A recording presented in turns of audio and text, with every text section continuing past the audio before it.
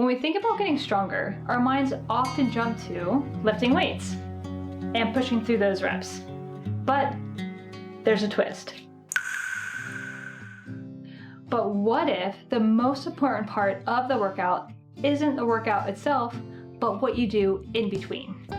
So when I'm working with a patient or somebody that's just not hitting the goals that they want to hit, first I'm always going to make sure, are they doing enough in the gym or with their at-home workouts? And if they are, that's when we're going to say, let's take a step back and let's look at some of the other considerations that are just as important as what you're doing on those strength days. One of the first things that I like to cover is sleep. I know this is highly underrated because you're literally just laying there. How could this be something that's that important? Well, actually, it is. Think strength only comes from lifting weights? There's a missing piece that could be holding back your progress. When you strengthen, you're going to create micro tears in the muscles. Those tears have to be repaired. And guess when the immune system is functioning at its highest? When we sleep. Therefore, when you're sleeping, you're going to better be able to repair those tears, which is better able to build muscle. Therefore, sleep builds muscle. There's not one set amount of time that's right for everybody. Some people need 7 hours of sleep, some people need 9. The best way to know how much you need is, when do you feel your best? When do you wake up feeling rested, and are you tired at night and not over-rested? Find that number and you'll be able to repair faster. So we're 40% there. We've got strengthening, we've got sleep. But what are you doing the day after you strengthen?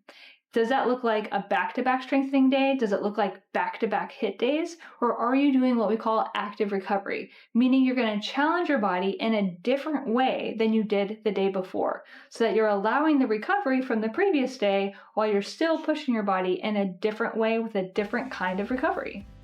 Let's say on Monday, I'm going to have a day where I'm going to push pretty hard with my strength. I'm going to push weights, which is going to be creating micro tears.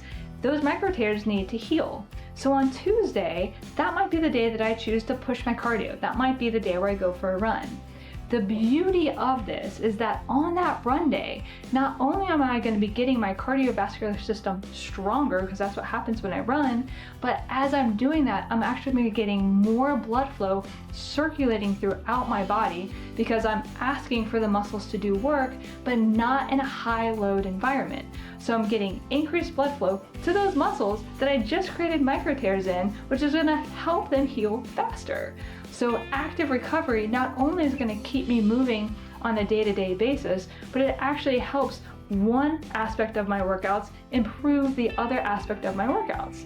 Now that I improved my endurance, I'm going to want to give that a break, and then the next day, now I'm going to go into maybe core workout or more of a stabilization type workout where I'm working those smaller muscles, which are the muscles that I need to hold on to my spine, so that when I do that next day where I do another big push, not only am I more stable, I've got more endurance, so I can better push the next day I do my strength day.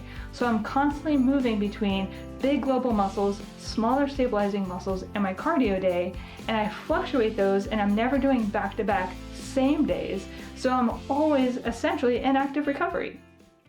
All right, so we're 60% there. Hang tight. The next two are really important. If you are putting the time in the gym and you're still not seeing the results in muscle growth, then you're missing these 4 ingredients. What I'm talking about is nutrition. With a whole foods diet, what you want to have is a healthy balance between fats, carbohydrates, proteins, and fruits and vegetables.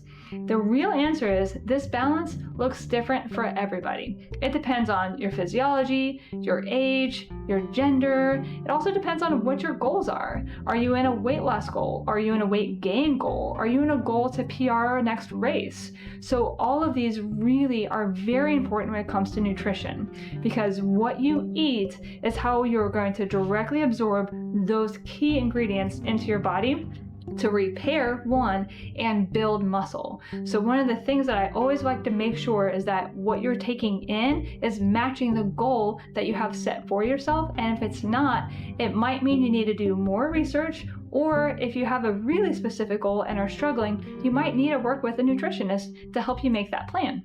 All right, You're 80% there. You're so close. Guess what? I saved the best for last.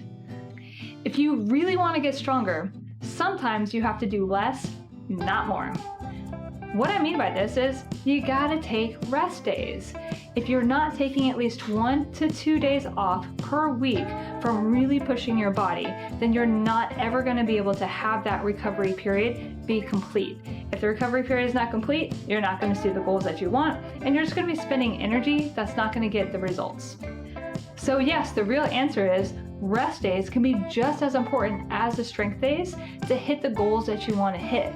The key is 1 to 2 rest days per week. The other days you're doing active recovery in between strength, working stabilizers, and cardio in order to get that complete week in. All right, we're there, 100%. So the real answer is don't beat yourself up, allow recovery, and you got this. Like and subscribe. And if you like this video, check out this next one.